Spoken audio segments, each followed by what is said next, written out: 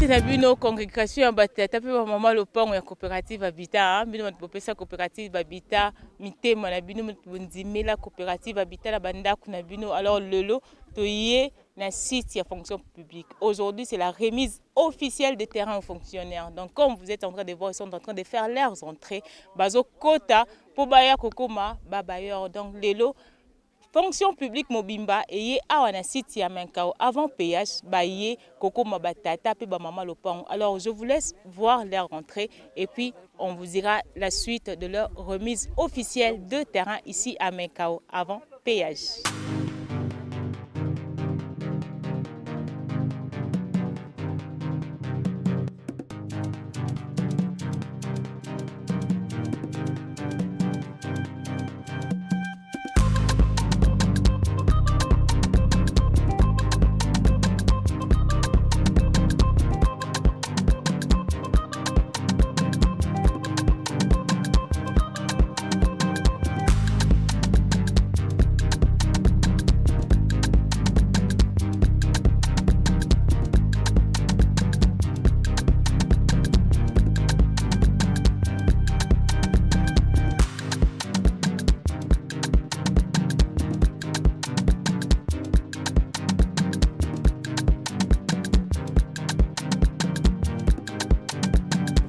Alors, nous sommes ici avec les agents de la fonction publique.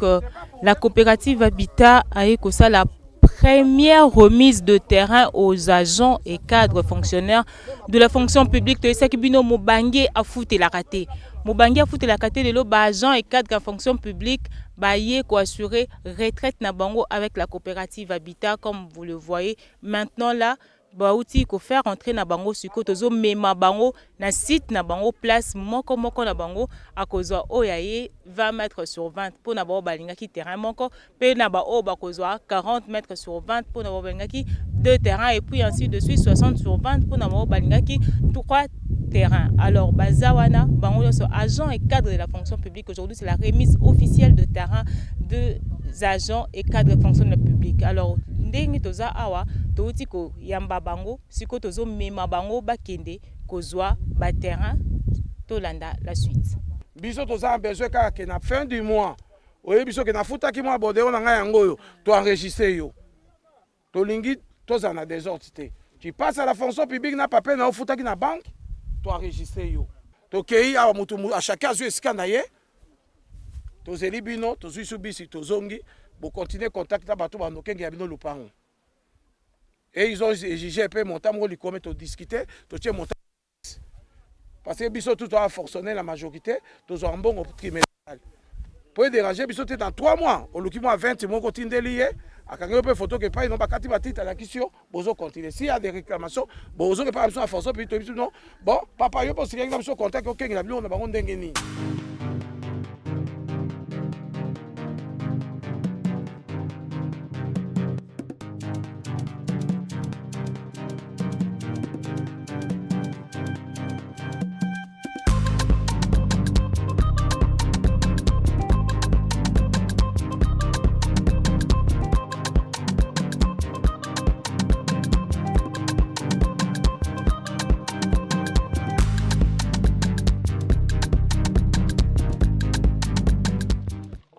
Madame secrétaire générale, au nom il y a inspecteur général, au nom il y a secrétaire général répété entier, projet Oyo Indimamaki na Bakonzi. Yemoko VPM a salaki effort ya kozwa contact à l'époque pour s'assurer et se rassurer que Mbiringa ekozalata. On a tenu beaucoup de réunions avec les partenaires. Et tout le monde a dit que Azali sérieux, pe mikanda o etali espace oyo ezalaki validé. Pe madame à l'époque ministre des Affaires foncières a signé qui a arrêté pour reconnaître pe kundima ki ba morcerer terrain oyo. Donc tous les dossiers étant réunis et complets. Alors, bakonzi ba monaki ke ba fonctionnaire oyo ba sepeli lokola boyoki projet mobangi ya futela kate. yango wana bamonaki ke projet oyo partenaire na biso ya syndicat tata comment la syndicat no Sineape na partenaire na biso wapi bango coopérative BRTC Habitat FDC na Akim Construction bango nde bayokanaki baye na projet wana na fonction publique et sima ya kolandela yango kotala bamikanda kotala bapapier alors bakonzi bapesaki approbation ya bango ke ezala te lokola baprojet mosusu eleka kala bafonctionnaire bapesa bambongo na bango ekenda pamba yango mama secrétaire général adelegaki ngai mpona ya kosupervise première remise natikali na nsima bandeko mosusu bazoyebisa ngai o biso eleki biso ngai me toyokanaki bien problème na biso bacongolais totosaka te alors que tozwi 3 bus mais nazoleka bandeko mosusu non biso ese eleki biso tosala kasi ndenge nini yango tolobaki ke kolanda awa ekozala mwa pasi mais tokosala lisusu mpona bango descente mosusu mais mpona biso baye tozali awa donc tokozwa déjà baterrain na biso mais avant cela nakopesa maloba na banda na cordon pour badiscussion technique na cordon na suka mpona makambo etali entretien ya terrain bameka kopesa biso ndenge nini ekozala mpo yo oza na kisasa kuna na kati il faut terrain ezala maintenir na propriété toyokanaki mpe na bango bakopesa biso mwa bamodalité ke soki okoki nano kotonga te mais osala ne fiske mise en valeur osala ne fiske otika terrain ndenge wana te osala mise en valeur e bokoyokana na bango soki olingi ata studio nano mpo okipe terrain na yo otongi soki mpe omoni ke bon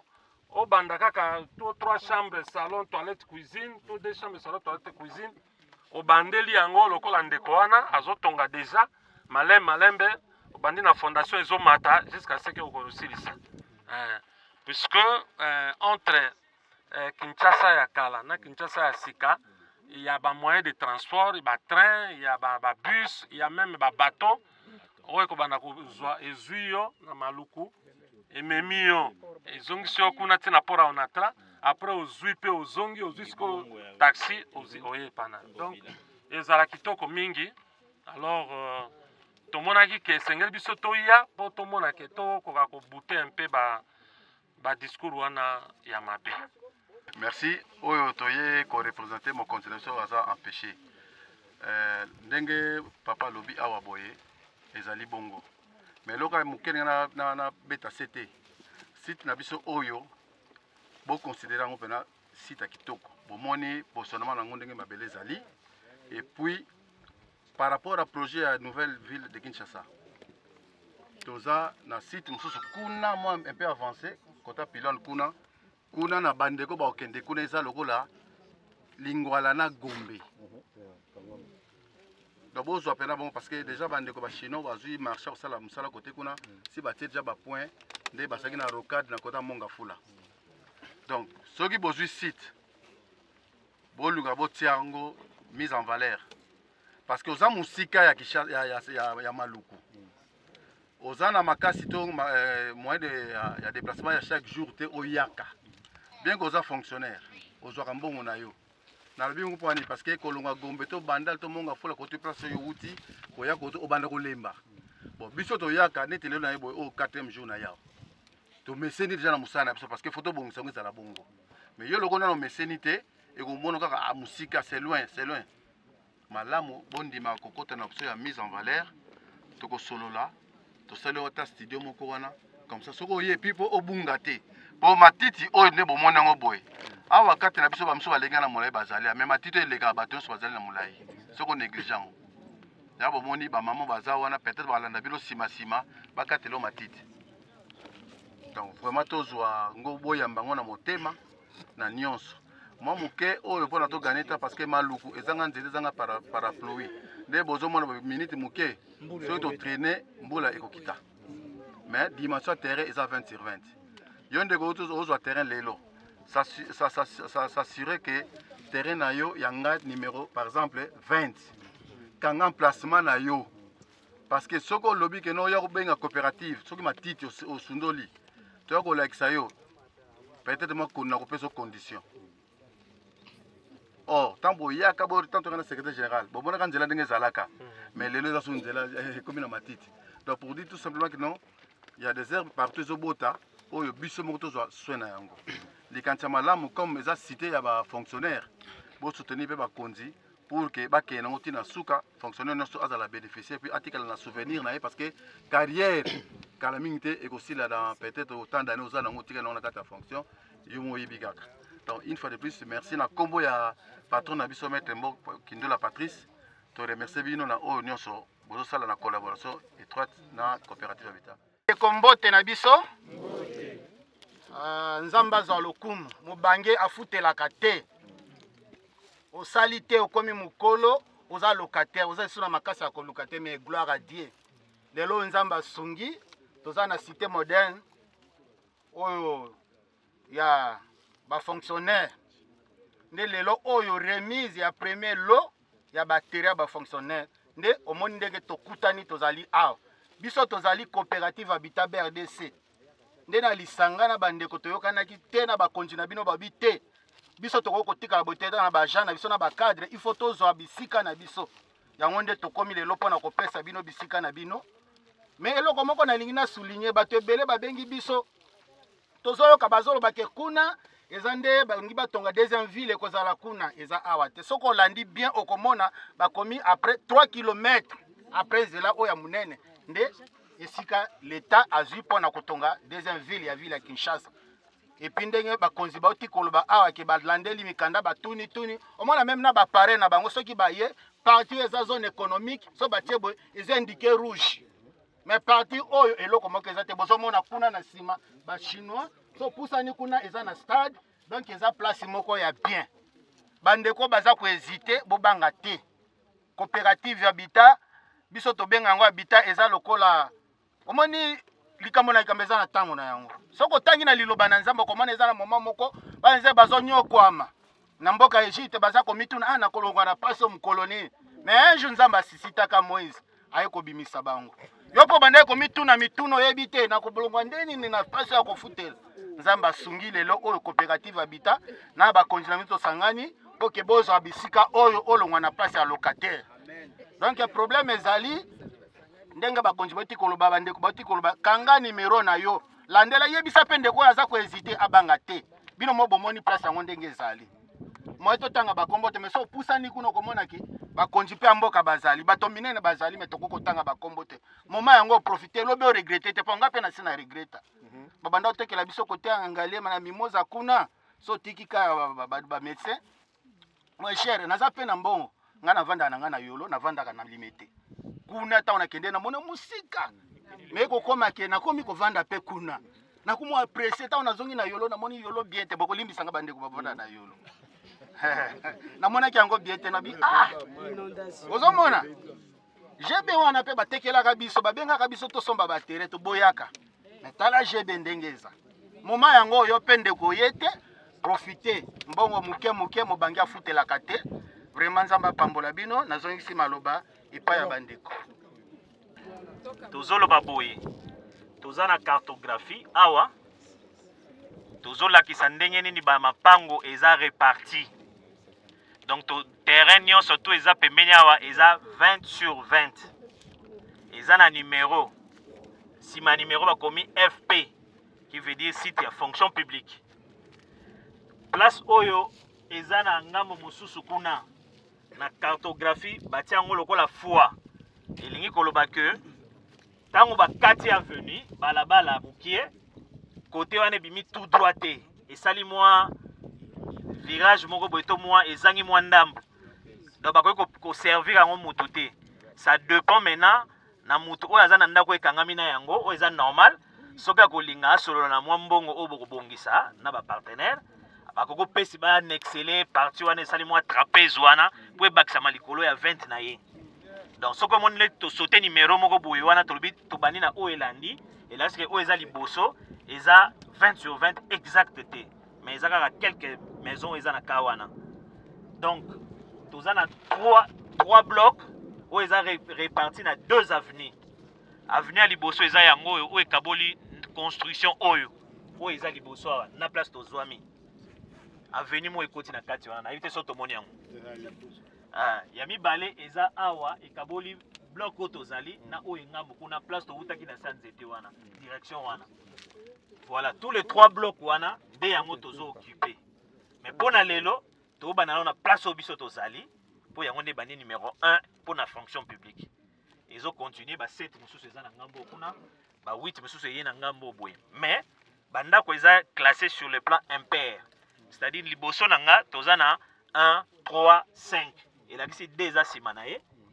3 yango oyo 4 eza nsima na ye 5 yango oyo 6 eza nsima na ye c'est comme ça que ndenge ezozala réparti te eza désordre te ezala bongo bakabola bongo donc soki lelo tobengi yo topesi yo numéro na yo yo note badge ekozala numéro te yango nde numéro na yo place yo kozwa yo kanga kaka naza na bloc ya katikati na numéro X ou bien naza na bloc ya liboso kuna na numéro intel numéro nde toservi yo na indication po toolakisa yango place yango ezali ntango toobenga yo toolakisa place numéro nde ezali numéro 1 nde ebandi awa parce bakomi numéro 1 FP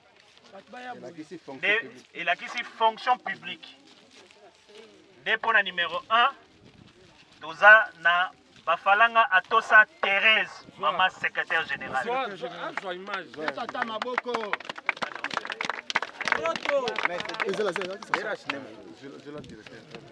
eza ya ngai te eza mama secrétaire général eza ya mama secrétaire général asombi nde toza na numéro 2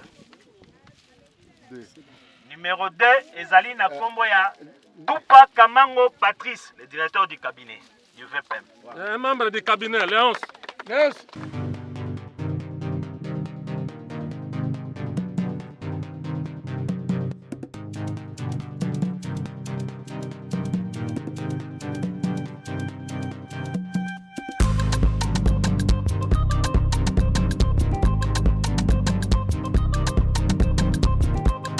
Pavova Mayaya Dadou moi-même. Lakisa numéro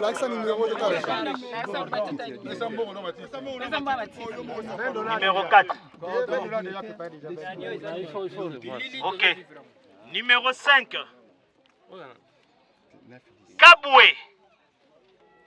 Numéro 5. Kaboué. Madame Kaboué ou Kaboué Chancelvi. Aza troisième personne na bloc wana liboso na mama CG.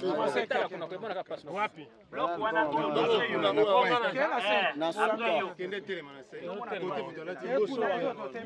Place Claude Takadibao, c'est ça. Takadibao, mais le nom c'est Kaka Takadibao. On va corriger ça. Adolphine. Maman, présentez votre numéro 6.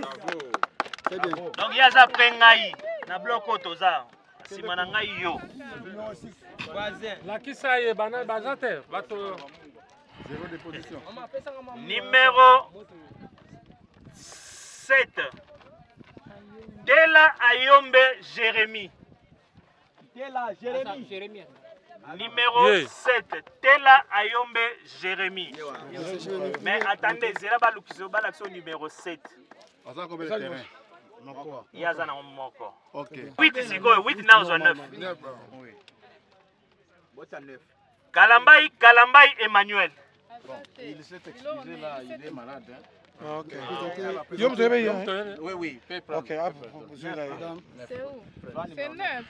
bon que nous l'accès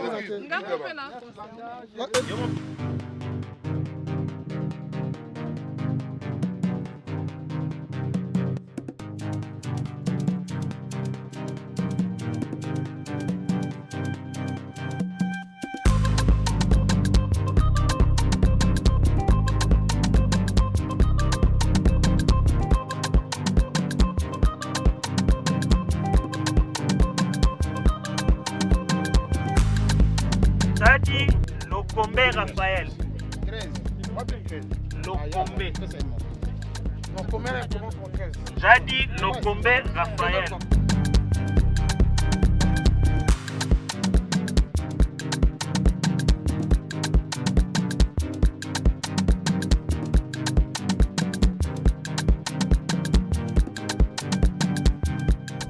toujours poursuivre toujours na rythme ya baremis sikoyo nalingi tolanda baimpression ya moko ya fonctionnaire lelo oyo aye kozwa terrain tolanda impression ya moko ebongo tokoba na mobange afutelaka te kabwe ozali moko ya bafonctionnaire ya fonction publique alors lelo ezali mokolo na bino impression na yo eza nini mpo na likanisi oyo bakonzi ya fonction publique bazwi na coopérative abida ya kopesa bino mapango na nyongo. En fait nga ndondima te ntango nayokaki yango na bandondima te mais lelo ekomi réalité mine de rien nazwi 20/20 nakomi da moko lupango retraite nange eza assuré. Likanisi nini oyo okopesa parce que babi jusque là nayoki un directeur ya ressources humaines alobi tolingaki tobanda kuna na ebandeli mais bafonctionnaire badute tala lelo tokomi na katikati. Likanisi nini okopesa na bacollègue na oyo bazo hésiter d'abord nani kosouscrire mpona lopango na nyongo. Bon likanisi nange eza koinvestir eza na mabele epolaka te eza lokwa 20 ntango ezowumela ezokoma kitoko. Donc tango ezowumela ezokoma na valeur tango ezowumela ezokoma na mbongo. Merci beaucoup Bomaka. En fait, nous sommes sur votre terrain. Nous sommes venus avec les agents et cadres de la coopérative Habitat ainsi que agents et cadres de la fonction publique pour la remise officielle de terrain des agents de la fonction publique. Alors nous aimerions savoir quelles sont vos impressions par rapport à la remise d'aujourd'hui. Bon, je suis joyeux, ça c'est d'ailleurs naturel parce que j'ai acheté une parcelle. Oui, je suis... Comment est-ce que vous avez appris la nouvelle? Quand vous avez appris la nouvelle, vous avez douté, vous avez directement souscrit? Quelle était votre impression? Dès lors que les autorités du ministère avaient donné leur quitus, oui, moi j'étais partant. Je ne vois pas pourquoi les autorités allaient se moquer d'autant de fonctionnaires. J'étais vraiment derrière la décision des autorités. Dès que les autorités nous ont assuré que tout était OK, oui, j'ai souscrit. Le directeur de ressources humaines a annoncé que depuis très longtemps, les fonctionnaires ont douté pour souscrire, alors qu'on devait commencer là-bas vers la chaussée, mais il s'est fait que vis-à-vis des gens qui doutaient, il s'est fait qu'on a commencé un peu en retard. Alors, que dites-vous par rapport à ceux qui attendent alors? Qu'ils viennent, fonctionnaires Boya. Boya, terrain, Zali, Boya, Kosomba, Mapango, Nabino, trop préparé, retraite, Nabiso. Qu'ils viennent, il n'y a rien à douter. Tout est clair, tout est transparent. Qu'ils viennent. Merci beaucoup, monsieur Jérémy. Merci. Voilà, nous avons un mot de ya syndicat, ya fonction publique, il y a monsieur Jean-Marc. Alors, monsieur Jean-Marc, le lot la délégation sur les fonctionnaires. Mokondi, papa directeur des ressources humaines à l'objet, tout le y a depuis Kala. Mais il s'est fait que tu es en retard. Mais quand même, le barada français mieux vaut tard que jamais. Les lots fonctionnaires, ils ont impressionné les années. Non, pour moi, c'est un mingi. Parce que là, on a un projet Oyo. Tout banda qui awate. Les lots, tout comme awa. Avec beaucoup d'ambitions, avec beaucoup de problèmes. Mais l'argent, moi, je comprends parce que nous tout bandi coupé ça. Il y a eu des problèmes du côté Nabino, côté Nabiso, côté Abato, même projeté. Il y a eu beaucoup de problèmes. Pour moi, les débit à commencement bien. Topé si batou. J'espère que au topé si il faut sous la porte monsieur belé. On s'en prend il faut la porte belé parce que échappatoire la bien nikio. On colope place à zozi la kaba bon on a. Biso pe côté il faut administration tout à mon national bali Nabiso. Mais où est important to bandi. Je pense que début à Kubanda ils appellent long trajet.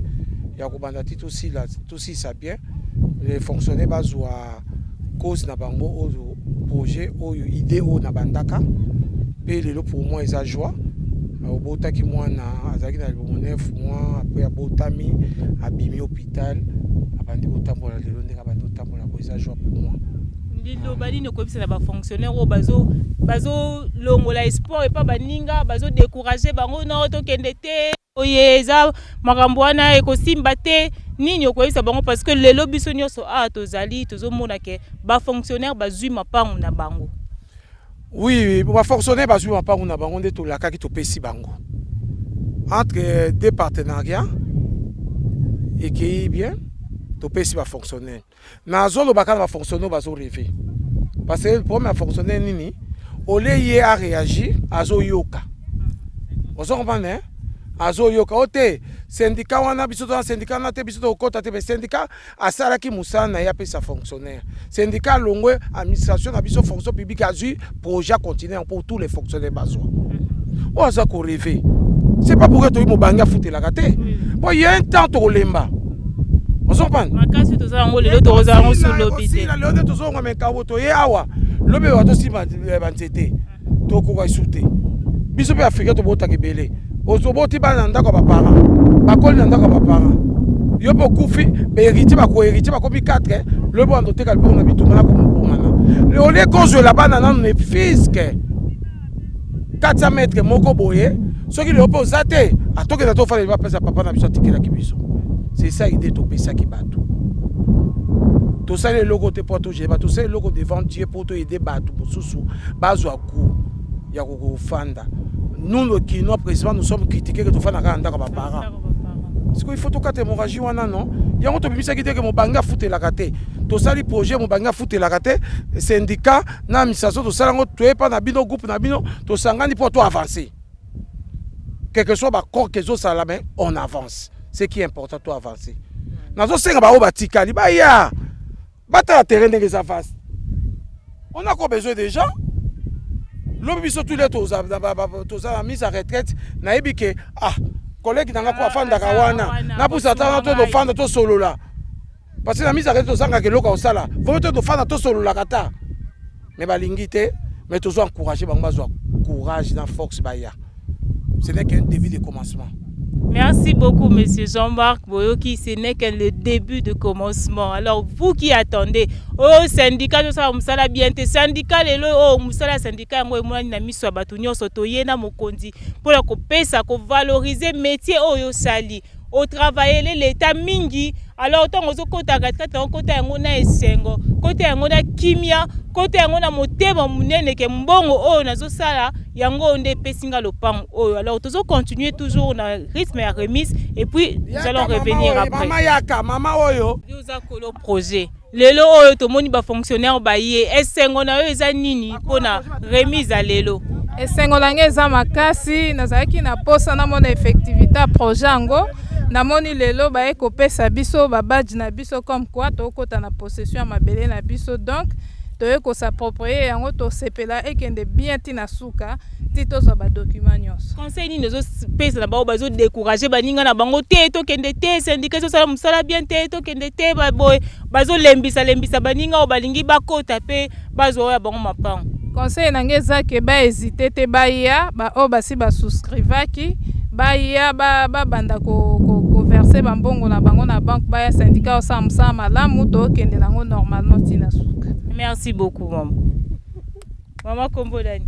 Adolphine Kaka. Maman Adolphine Kaka, maman Adolphine bino bat bobandaki projet. Lelo ezalo kwa zemi umemaki oboti mwana pe mwana lelo abimi lelo to moni ba fonctionnaire ba kozwa mapangu na bango impression eza nini esengo eza nini na mwana. Nazane sengo makasi koleka. D'abord projet oyo bakolo nango eza reconstruction. Mais nazane sengo makasi ngana zaki pe na doute. Abanda banga tamuzo pesi mbongo baleyo yango. Mais tangu na komi na moni réalité asengi na bandeko na ngai o bazo douter bafuta baya kozwa bisika moko ya bien eloko na sepeli nango puisque ba document pesali donc tozana assurance muto akobotola biso yango azate baya kaka. Merci beaucoup maman Adolphine. En tout cas maman Adolphine alobi ye moko mukolo projet era yambaki projet na maboko adutaki atalaki pedabi est-ce que mais ye moko aza convaincu lelo vraiment amoni que projet et se réaliser puis ba fonctionnaire lelo bazui mapango alors yo mtozo douter yo mtozo décourager baninga que syndicat so sala musala mabe bato coopérative est-ce ba kopesa biso so ba kondima tozo mapango ngo na nyongo oui coopérative zo pesa lopango na nyongo eza réalité lelo ba fonctionnaire ba ye kozwa mapango na bango ya nyongo. Maman Dolphine c'est lopango eza ya cash eza ya nyongo lopango eza ya nyongo ba pesi na bango pe cash.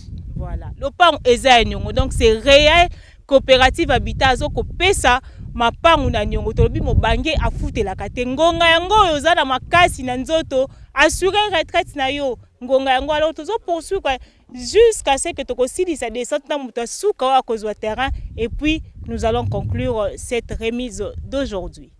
Monsieur Patient, bonjour. Bonjour madame la journaliste. Monsieur Patient, nous vous avons vu, vous êtes venu avec la délégation de cadres et agents de la fonction publique pour la remise officielle de terrain ici à Mekawavan PH. Quelles sont vos impressions par rapport à ce projet qui avait commencé aujourd'hui? C'est l'aboutissement, le premier pas de la première remise. En tout cas, grande est ma joie, madame, parce que aujourd'hui, c'est une cérémonie de remise de parcelles, chose qui était pour moi très compliquée, très difficile. Aujourd'hui, je viens de réaliser mon rêve, le rêve d'avoir une parcelle au nom de la fonction publique en tant que fonctionnaire de l'État. En tout cas, je suis très content et très joyeux. Quand est-ce qu'on a annoncé le projet, comment est-ce que vous avez appréhendé? Vous avez aimé directement? Vous avez douté? C'était comment votre impression quand on vous a ramené le projet? En fait, madame, au départ, je vais vous dire la vérité. Au départ, j'ai douté beaucoup. J'en doutais plus. Parce qu'avec ce que nous voyons au centre-ville, on est en train de démolir les maisons parce que les gens ont construit anarchiquement. Et là, j'avais peur que je puisse aussi tomber dans les mêmes pièges. Heureusement, après avoir amené toutes les démarches pour me rassurer que vraiment cette parcelle n'aura pas de difficultés, c'est ainsi que j'avais pris la décision de souscrire pour obtenir enfin la parcelle aujourd'hui. Vraiment, je suis très content parce que l'avenir se prépare, hein. On se prépare déjà. Dès aujourd'hui, c'est déjà l'avenir. Donc, il ne faut pas attendre 10 ans pour qu'on puisse préparer, mais c'est aujourd'hui qu'on prépare déjà demain. Donc, je suis très content, très impressionné. Bien que c'est un peu loin, mais puisque c'est chez moi, il n'y a pas de distance. Alors, M. Patient, que direz-vous aux fonctionnaires qui doutent encore que la coopérative Habitat ne peut jamais vendre à crédit? Makambouane Nyongo, Toye Bindenge Bandaka, Toye Bindenge Soukaka, et Kokoma la Katikati Boye, Tozoko Kasuko Futate. Que diriez-vous aux fonctionnaires là qui doutent et qui découragent les autres que la coopérative Habitat ne vende pas de terrains à crédit et que les fonctionnaires ne peuvent pas avoir de terrains à crédit dans la coopérative Habitat? Madame, sans tomber dans les polémiques, je peux vous dire aujourd'hui que la coopérative Habitat BRDCE, c'est vraiment une coopérative qui est très sérieuse, très organisée et qui est très assise parce que j'ai même appris que vous avez fait 10 ans d'existence. Donc, comparativement aux autres coopératives qui sont plongées dans les histoires d'escroquerie. Mais après avoir mené toutes les enquêtes, je me suis dit non, la coopérative BRDCE, c'est une coopérative très très assise et très sérieuse parce qu'ayant tous les documents, aujourd'hui la coopérative donne les opportunités à tout le monde de payer par échéance ou de payer par cash. Donc c'est une coopérative qui nous garantit. Donc vous êtes fonctionnaire, vous êtes déjà garanti par la fonction publique, vous avez votre salaire. La coopérative n'a pas hésité à octroyer ces modalités de paiement aux fonctionnaires, malgré tous les risques y afférents. Mais la coopérative a essayé quand même de rassurer aux fonctionnaires que vous êtes les bienvenus. Vous pouvez payer d'une manière cash. Quand vous voyez ici, les gens ont payé d'une manière cash. Il y a aussi ceux qui ont payé d'une manière échelonnée. Donc, comme moi, j'ai payé par échéance. Donc, je suis très rassuré par la coopérative. Je souhaite que bon vent à la coopérative. J'aimerais bien que cette coopérative s'étende même au niveau de l'Afrique. Parce que avec les sérieux avec lesquels la coopérative évolue, pour moi, je souhaite que la coopérative aille s'étende au niveau de l'Afrique. Donc, merci beaucoup, madame. Merci beaucoup, monsieur Patient. Balandia coopérative Habitat, minot popesa. En tout cas, BRDC mité malabino, bomoni, moko na bino lelo oyo azali.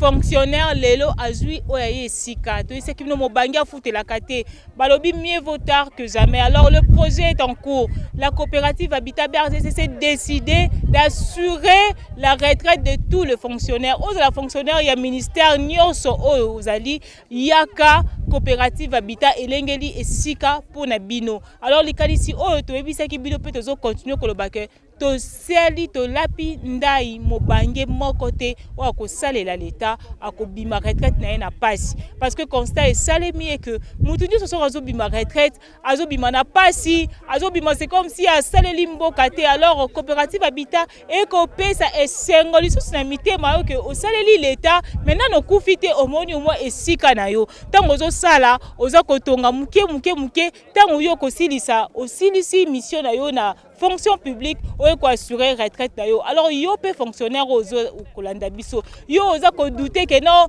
est-ce entreprise nini et ko parce que to yo ki ba fonctionnaire be bazolo ba est-ce que na Congo mapongo nyongo ezalaka na Congo non to yoka te to kokota te yango yo bino moko bomoni directeur à ressources humaines ya fonction publique aye na syndicat mobimba fonction publique na coopérative habitat pour na été ko assurer pension ya ba fonctionnaire pour que fonctionnaire lobby era kobima retraite na ye azanga place akolala te achola mate aseka mate. Alors yo pe mutozo landa biso sikoyo yaka na lombangu na coopérative habitat babiro na biso ezwami bongo na nouvelle galerie présidentielle premier niveau local 1 AMB.